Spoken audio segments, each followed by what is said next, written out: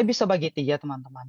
Yang pertama itu ada komitmen kembali ke Indonesia, lalu ada rencana pasca studi, dan yang ketiga ada rencana kontribusi di Indonesia. Nah, yang pertama, mengenai komitmen kembali ke Indonesia.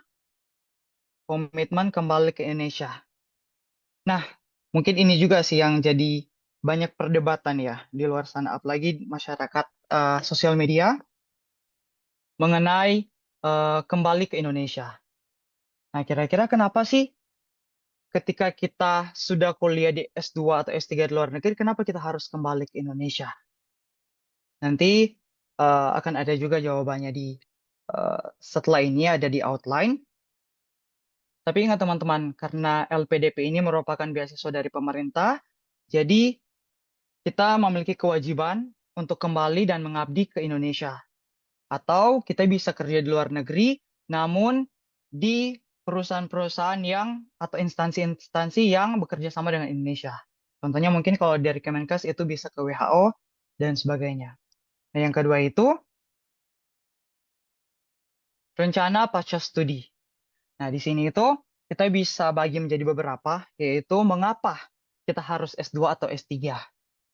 Nah, kalau misalnya kita pikirkan, kita ini harus berkontribusi nih. Kalau kita lihat di judul awalnya tadi kan, rencana pasca studi dan rencana kontribusi di Indonesia. Nah, kenapa dengan S1 saja nggak cukup? Kenapa saya harus S2? Kenapa saya harus S3 untuk berkontribusi? Kan saya kerja di Kemenkes S1 saja sudah cukup. Saya sudah berkontribusi untuk negara. Nah, kenapa sih harus lanjut S2 atau S3?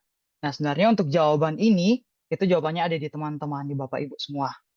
Nah, yang kedua, mengapa mengambil jurusan tersebut? Ketiga, mengapa mengambil universitas tersebut? Dan keempat, apa penelitianmu? Nanti akan saya bahas lebih rinci di slide berikut. Dan yang ketiga itu adalah rencana kontribusi. Rencana kontribusi ini kurang lebih apa yang akan kita lakukan untuk Indonesia dan apa manfaat bagi Indonesia ketika kita disekolahkan ke luar negeri. Dan nantinya apa yang akan jadi kontribusi kita bagi Indonesia.